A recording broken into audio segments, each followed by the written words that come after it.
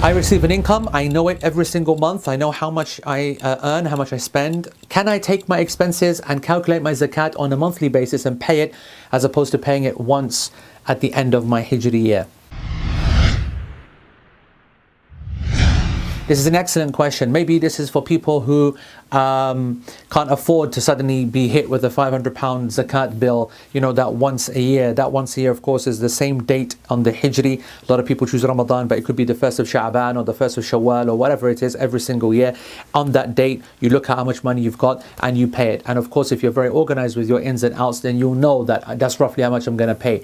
And if you are looking to try and minimize that, okay, the bill at the end, what would the reason be? Because you can't afford to pay a sum of money in one go? Okay, then yeah, you can keep putting aside that. You could on a monthly basis calculate the zakat on what you've got each month, okay?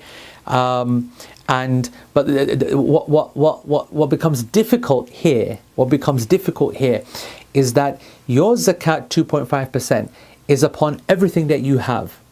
So if you have at the end of the first month, for example, let's say 12 months, okay, and you start the first month and you've got £2,000 in your account, and so you take out 2.5% and you put it aside. Then the next month, what's going to happen? You're going to have the same £2,000, okay? Well, then you take out another 2.5%.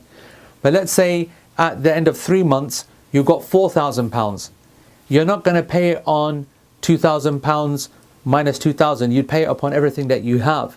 Therefore, you'd pay it on £4,000. And then you'd pay it on the next month. In actual fact, if you do it on all of your wealth every single month, you could probably end up paying more zakat than what you actually need to pay. Now, if that happens, then at the end of the year, when you make your calculation and you've actually overpaid your zakat, then you can have a rebate for yourself if you like. As you can see, this is complicated. This is a complicated approach. The only evidence that we have of this approach, by the way, is a narration from Abdullah ibn Abbas radiallahu anhuma.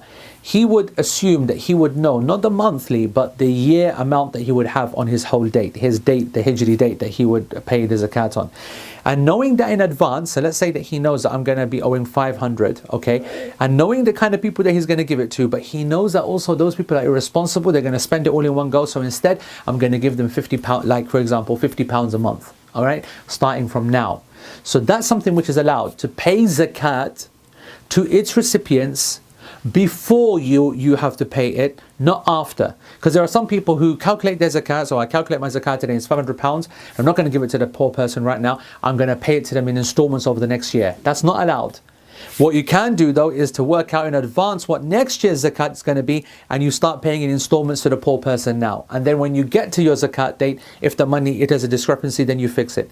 Basically, what I'm trying to explain is that in actual fact, it's not a clever way of trying to calculate your zakat every month. It's not the correct way, it's not the sunnah way, and it's going to lead to inaccuracy. If you want to put a bit of money aside that you estimate that will be zakat, so that later on then it helps you to put the sum of money forward, then fine.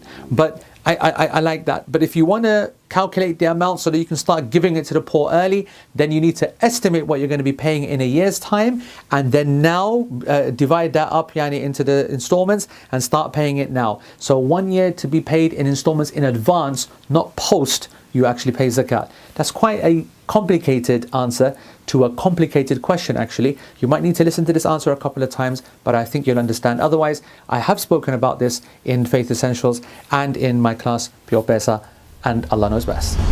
Hey, thank you for watching, and subscribe so you can continue to get the rest of the videos. I don't know whether somewhere over here, there, whatever, whatnot.